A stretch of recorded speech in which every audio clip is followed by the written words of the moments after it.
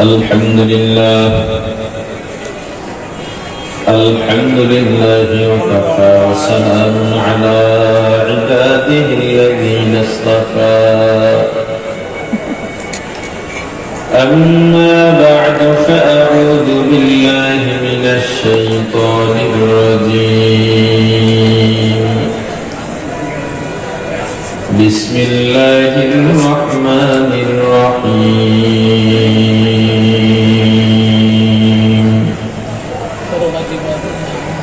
إنما المؤمنون الذين إذا ذكر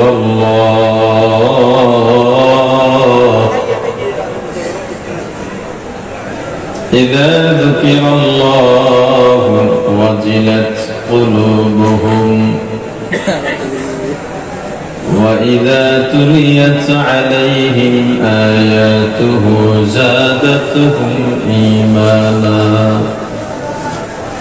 وعلى ربهم يتوكلون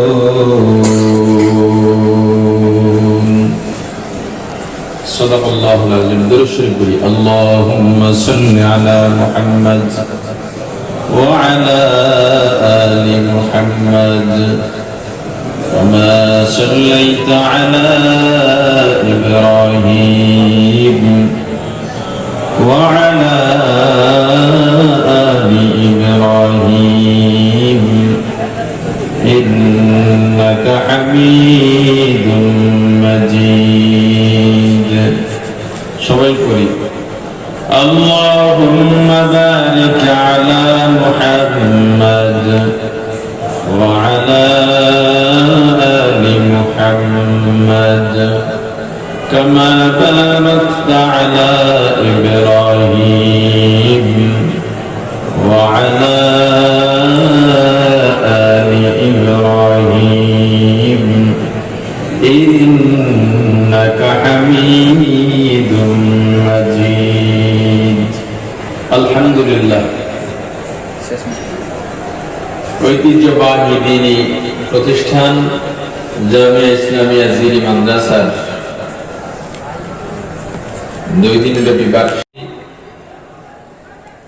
মুআজ্জাজ মুকাররম হযরত উলামায়ে কেরাম দূর দূরান্ত থেকে আগত ইসলাম প্রিয় দ্বীন প্রিয় মর্দে মুজাহিদ আল্লাহ রাব্বুল আলামিনের আশিকিন জাকিরিন মুসলমান ভাইরা কলিজার টুকরা সমবয়সী যুবক ও ছাত্র বন্ধুগণ পর্দানিশী মা ও বোনেরা আল্লাহ তাআলার দরবারে লাখ কোটি শুকর ও সুজুদ যে মহান রব্বুল আলামিন আমাদেরকে হায়াত তৈয়বা দান করে দুনিয়ার জান্নাতের বাগান কোরআন ও সুন্নাহর আলোচনার এই মুবারক মজলিসে আশা ও বসার মতো তৌফিক দান করেছেন, আলোচনা শোনার মতো সুযোগ করে দিয়েছেন। এজন্য শুকরিয়া আদায় করি আলহামদুলিল্লাহ।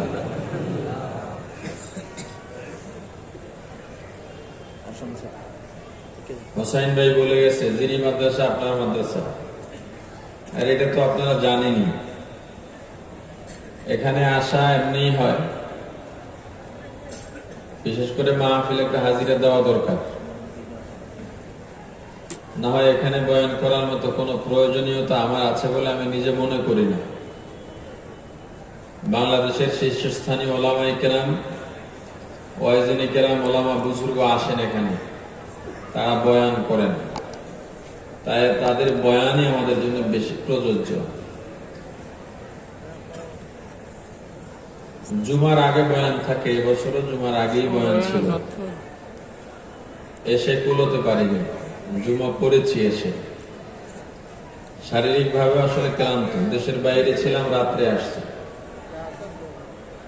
তেমন বলার মতো রেস্ট নিতে পারিনি, আবার গাড়ি ছেড়ে এখানে চলে আসছি। চট্টগ্রামে আরো একাধিক প্রোগ্রাম ছিল এখানের পরে, প্রশাসনিক অনুমতির কারণে সেগুলো হচ্ছে না বিদায় আবার চলেও যাব। একটু দোয়া নেওয়া স্রেফ, আল্লাহ তাআলা যেন আমাদের সকলকে, সকলের জন্য মাহফিলকে হেদায়েতের জরিয়া বানায় দেন। আরো জোরে বলি যারা বসে আছেন, যতটুকু বুঝলাম এদের মধ্যে যারা জুমার আগে হয়তো খেয়ে নিয়েছে আর অনেক আছে খাই নেই, যাতে কারো বয়ান মিস না হয়, ঠিক না? ওই মানুষগুলো বেশি বয়ান পাগল, আল্লাহ তাদেরকে কবুল করেন। আর যারা খেয়ে ফেলেছেন, ওলামায়ে কেরাম বয়ান করবেন, আস্তে আস্তে ময়দানের দিকে চলে আসেন, যাতে তারা আলোচনা করে নিজেরাও তৃপ্তি লাভ করেন, আপনিও কোনো একটা কথার থেকে মাহরুম না হন। আল্লাহ কবুল করুন। আচ্ছা, যাই হোক, মানুষের জীবন জন্ম থেকে মৃত্যু, এর মাঝখানে মানুষকে চলতে হয় কোন একটা শক্তির উপরে, নাকি শক্তি ছাড়া চলা যায়? মানুষের এই চালিকা শক্তি আসলে কি? কিসে মানুষকে চালায়? কোন সে শক্তি? কার্ল মার্কস বলেছে, বিশ্বে বহু মনোবিজ্ঞানী আছেন যারা মানুষের মন নিয়ে রিসার্চ করছেন, গবেষণা করছেন। আমার মনে হয় মনোবিজ্ঞানী যারা আছে তাদের জীবনের লেখাপড়াটা সবটাই বৃথা, সময় বৃথা। কারণ হলো, মন নিয়ে গবেষণা করে কিছু পাওয়া যাবে? কথা না বললে কেমন হবে? মন নিয়ে গবেষণা করে কিছু পাওয়া যাবে?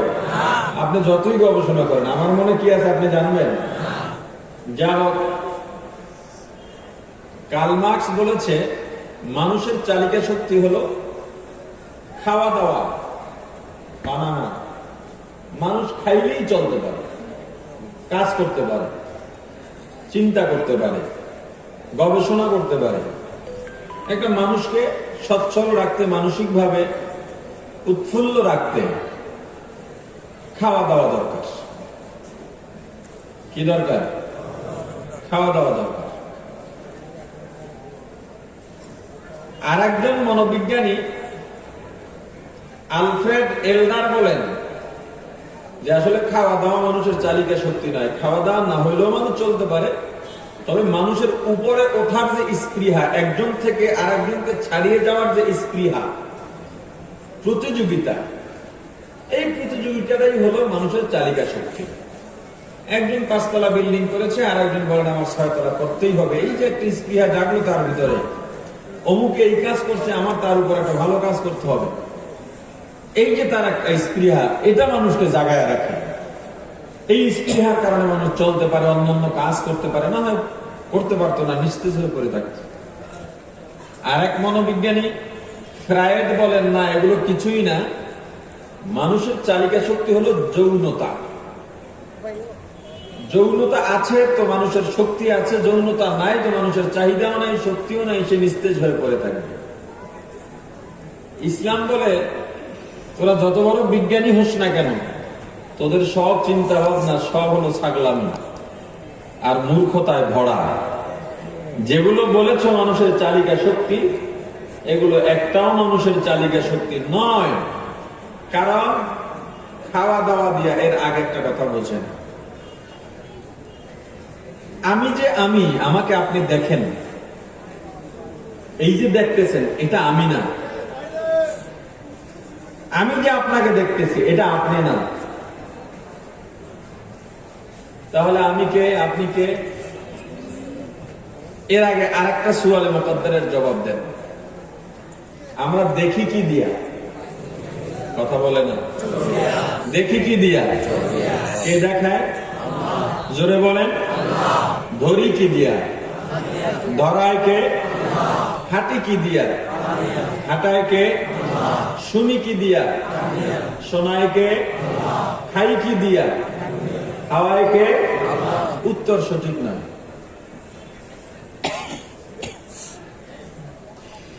সবাই বলেছেন আল্লাহ দেখায়, আল্লাহ খাওয়ায়, আল্লাহ শোনায়, আল্লাহ হাঁটায়, আল্লাহ ধরায়, এই তো? উত্তরটা সঠিক না। কেমনে সঠিক না? আল্লাহ এর একটা উসুল মনে রাখবেন, মূল সূত্র, আল্লাহ মানুষকে দিয়ে কখনো খারাপ কাজ করাবেন না, অন্যায় করাবেন না, গুনাহ করাবেন না। আপনি যদি বলেন দেখায়, আমার চোখ দিয়া দেখি, দেখায় আল্লাহ, তো চোখ দিয়ে যদি বেগানা নারীর দিকে তাকান গুনাহ হয়, আল্লাহ করেছেন? আল্লাহ দেখাইছেন? জোরে জবাব দিতে হবে সবাই। আল্লাহ দেখান না, বরং অনেকগুলো কসম খেয়ে আল্লাহ বলেন ফাআলহামাহা ফুজুরাহা ওয়া তাকওয়াহা, ইচ্ছা শক্তি স্বাধীনতা তোমাকে দিলাম, চাইলে তুমি গুনাহ করতেও পারো, ন্যায়ও করতে পারো, বাধা দেওয়া হবে না। কি বুঝলেন? আল্লাহ দেখাইছে? সবাই বলেন না। তাহলে আল্লাহ দেখান না, আল্লাহ ধরান না, আল্লাহ খাওয়ান না। রিজিকের মালিক আল্লাহ, কিন্তু হালাল হারামের ক্ষেত্রে খাওয়ার কথা বলছে। তাহলে দেখায় কে, ধরায় কে, শোনায় কে, বের করা দরকার কিনা? খুব সহজ। আপনাকে বললাম ভাই চারটে খেয়ে যাও, বলে খেতে মন চায় না। কি বলে? আপনার কি ক্লান্ত? জবাব দিতে হবে সবার। কি বলে? খেতে সবাই দুটা কথা শোনো, শুনতে জোরে জোরে। চলো অমুক জায়গায় যাই, বলে যাইতে। কি বলে? যাইতে। বলে এটা দেখি, চলো একটা দৃষ্টি নন্দন দৃশ্য ওখানে দেখা যায়, চলো দেখে আসি। বলে দেখতে। জোরে বলেন। আপনি চোখ দিয়ে দেখবেন না, আপনি বলবেন দেখতে চোখ চায় না। আপনার শুনতে ভালো লাগে না, আপনি বলবেন শুনতে কান চায় না। কিন্তু আপনি কি বললেন? কথা বলে না। কি বলছেন আপনি? আপনার হাঁটতে ভালো লাগে না, আপনি বলবেন হাঁটতে পা চায় না। কিন্তু আপনি কি বললেন? হাঁটতে। বোঝা গেল কি? আমারে হাঁটায় কে? জোরে জোরে। দেখায় কে? ধরায় কে? শোনায় কে? খাওয়ায় কে? মন মানে কল, অন্তর। আপনার আমার এই অন্তর। এখন মানুষের দুইটা দিক বের হয়ে গেছে। একটা হলো আমার এই যে আমাকে দেখেন, এটা বলছিলাম আমি না, তো আমি কে? কথা বলেন। আমি কে? মানুষের দুইটা দিক। আমার কল, আমার যে আমি আমার যে সত্তা, এটাকে চেনার জন্য এই খাঁচাটা ব্যবহার হয়। এখন আপনার আমার কলব যদি ভালো থাকে, হাতকে বলে চুরির মাল ধরিস না, হাতে ধরে না। কলব যদি খারাপ থাকে, হারামের মালটা ধর, হাতে ধরে। এই হাত চলে আমার মনের কথায়, আমার চোখ তাকায় আমার মনের কথায়। একটু কথা বললাম আমার আলোচনার ধারাবাহিকতা বোঝার জন্য, এবার বুঝবেন। মানুষের চালিকা শক্তি, মানুষ কি বুঝলাম? আমার এই দেহ না মন? মন। এটা মনে রাখবেন। আল্লাহ বলেন তোরা যেগুলো বলছো চালিকা শক্তি, প্রতিযোগিতা বলো, খাওয়া দাওয়া বলো, পদ পদবি বলো, যৌনতা বলো, যাই বলো, এগুলো মানুষের চালিকা শক্তি নয়। কেন? খাওয়া দাওয়া দিয়ে মনের কিচ্ছু হয় না, শরীর ঠান্ডা হয়। কি হয়? শরীর ঠান্ডা হয়। যৌনতা দিয়ে মনের কিচ্ছু হয় না, ক্ষমতা দিয়ে মনের কিচ্ছু হয় না। একটা জৈবিক চাহিদা থাকে মনের, একটা খাহেশ মিটে, এর থেকে বেশি কিছু নয়। মানুষের চালিকা শক্তি আল্লাহ বলছেন ভালোবাসা। কি জোরে বলেন? সবাই বলেন কি? মানুষের জীবনের চালিকা শক্তি কি? যেই ইমানে ভালোবাসা নাই, যেই ইসলামে ভালোবাসা নাই, যেই আমলে ভালোবাসা নাই, যেই অন্তরে ভালোবাসা নাই, ওই আমল, ইমান, ইসলাম কোন কিছুর দাম আল্লাহর কাছে বলেন। দেখেন আল্লাহ কি বলেন। আমরা জান্নাত চাই না? আল্লাহ বলে দিচ্ছেন নবীকে, قل إن كنتم تحبون الله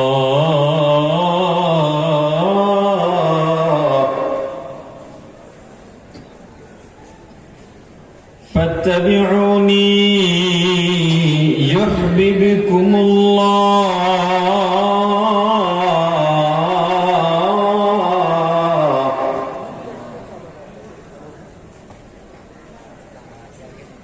ويغفر لكم ذنوبكم والله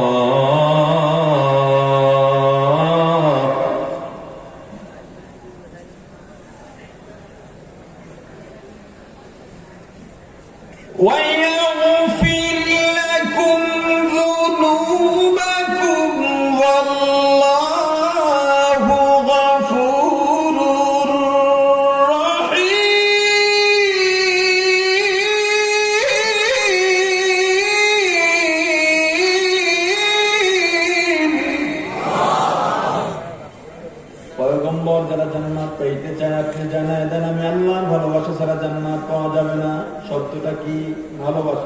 সত্যটা কি?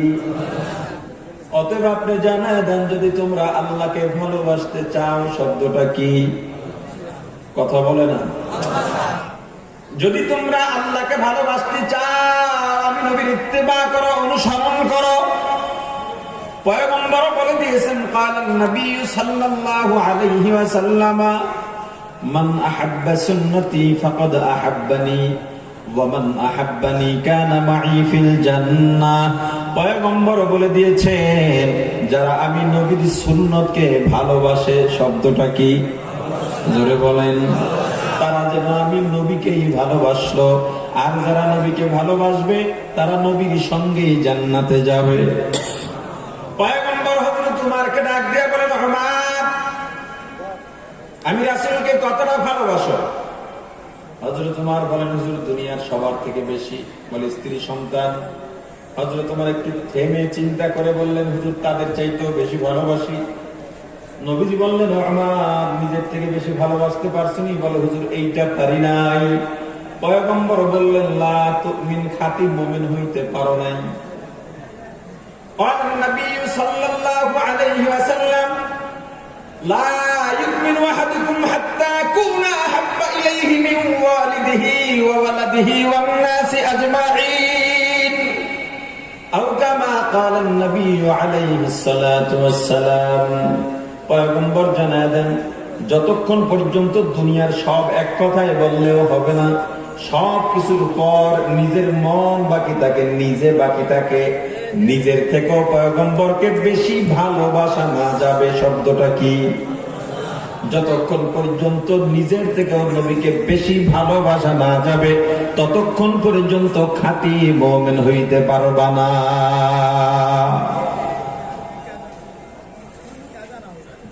বীজ বপন করার জন্য, রোপণ করার জন্য একটা অনুকূল জায়গার দরকার আছে না নাই? আসেনি?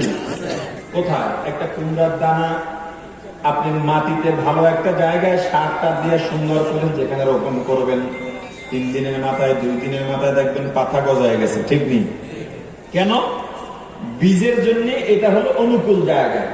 আপনি যদি পেজ ডালার মধ্যে গিয়ে অনেকগুলো লাগায় রাখেন, ফলায় রাখেন, হবে? কথা বলেন। তাহলে আমাদের অন্তরের মধ্যে ভালোবাসা নাই কেন? অন্তরের মধ্যে ভালোবাসা থাকতে হবে, আল্লাহর ভালোবাসা, রাসূলের ভালোবাসা। এত বায়ান হয়, এত তালিম হয়, এত তারবিয়ত হয়, পীরের খানকার কোনো অভাব নাই, ইসলামী মাহফিলের কোনো অভাব নাই। বাংলাদেশে হাজার হাজার মাহফিল বন্ধ করা হয়, তবুও আরো হাজার হাজার মাহফিল হচ্ছে। বন্ধ আর কয়টা হবে? এরপরও মাহফিল হচ্ছে, সামনেও হবে, মাহফিল চলবে, পিছনেও অসংখ্য মাহফিল বাংলার জমিনে প্রতিষ্ঠিত হয়েছে, বাস্তবায়ন হয়েছে। ওয়াইজিনে কেরামের অভাব নাই, পীরের অভাব নাই, আলেম মুফতি মুফাসসিরের অভাব নাই। মসজিদ বাড়ে না কমে, মাদ্রাসা বাড়ে না কমে, ছাত্র সংখ্যা বাড়ে না কমে, হাফেজদের সংখ্যা বাড়ে না কমে। এরপরেও তুলনামূলক দেখা যায় মানুষের অন্তরে আল্লাহর ভালোবাসার থেকে দুনিয়ার দাম আর মূল্যায়ন অনেক বেশি। কারণ কি? আমার অন্তর আছে, অন্তরের মধ্যে আল্লাহর ভালোবাসা নাই, অন্তরটা আমার শুকায় গেছে, আমার কলম শুকায় গেছে। তুমি যতই সেখানের মধ্যে যত বয়ান ঢালো, যত তারবিয়ত ঢালো, যত তাওয়াজু ঢালো, কাজ হবে না যতক্ষণ পর্যন্ত আমার অন্তরকে আমি ভালোবাসা বসাবার জন্য উপযুক্ত না করব। উপযুক্ত করা লাগবে না? তোমার অন্তরকে উপযুক্ত বানাও। অন্তর যদি উপযুক্ত না হয়, অন্তরের মধ্যে আল্লাহর জায়গা তুমি কেমনে দিবা? কলবটা যদি ঠিক না হয়, এই যে মানুষ বলছি, একটা হলো অবয়ব বাহ্যিক দিক যে এটা দেখা যায়, এটা মানুষ না। আর এইটার দাম আল্লাহর দরবারে নাই। আল্লাহর দরবারের দাম হলো ওই যে বলছি, মন চায় না, মন চায় না, মন চায় না, ওই মনের দাম। কেমন কলবের দাম আল্লাহর দরবারে? ইয়াউমা লা ইয়ানফাউ মালুন ওয়ালা বানুন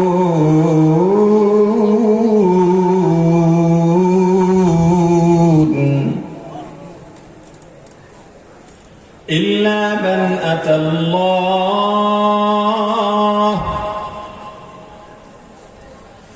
ইল্লা মান আতাল্লাহ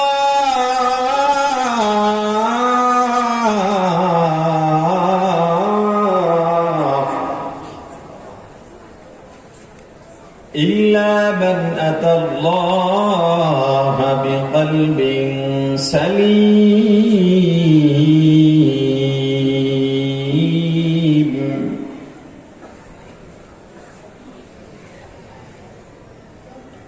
يوم لا ينفع مال ولا بنون إلا من أتى الله بقلب سليم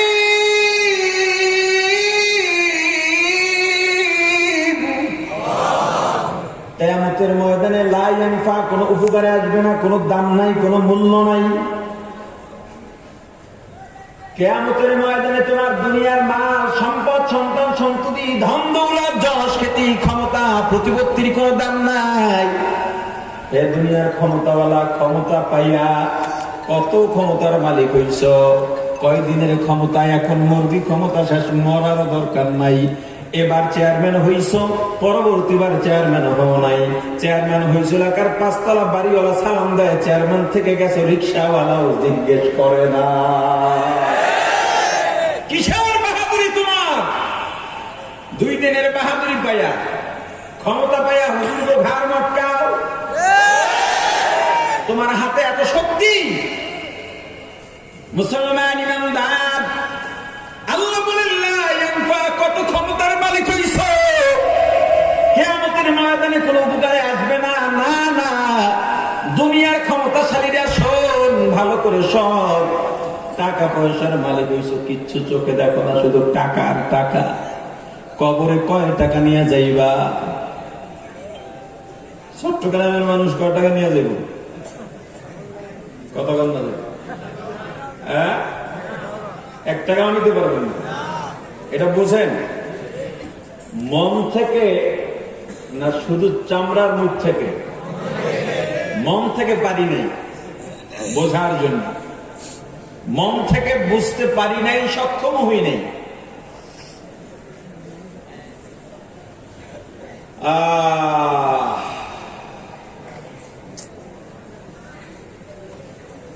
দুনিয়ার ক্ষমতাশালীরা ভালো করে শুনে নাও, কিয়ামতের ময়দানে তোমার মতো দাপটওয়ালা সীমা লঙ্ঘনকারীকে আল্লাহ ডাক দিয়া কফারিয়া সিফাতের নামের সাইনবোর্ড টানাইয়া গোসা করে ডাক দিবেন, লিমানিল মুলকুল ইয়াউম,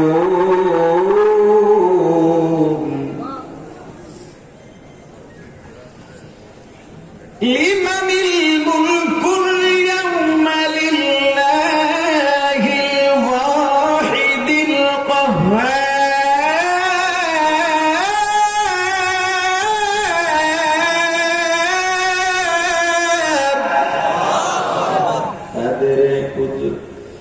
তুদারি বরকমাল আনতা রব্বি আনতা হাসবি যুল জালাল। আওয়াজ দিয়ে বলেন ক্ষমতা কার? এই আওয়াজে হবে না, জোরে বলেন ক্ষমতা কার? আরো জোরে বলেন ক্ষমতা কার? আরো জোরে বলেন ক্ষমতা কার? আল্লাহুস সামাদ, আল্লাহ বেনিয়াত, আল্লাহ বেপরোয়া, আল্লাহর কাছে সবাই ঠেকা, আল্লাহ কারো কাছে ঠেকা নন। যুদ্ধ যদি করতে চাও নিজের মতো কারো সাথে করে নাও, নমরুদের মতো আল্লাহকে মারার জন্য পাহাড় উঠে আসমানে তীর নিক্ষেপ করো না। দৃষ্টতা দেখাইবা তো আল্লাহ ল্যাংরা মশা দিয়ে সাইজ করে দেবেন।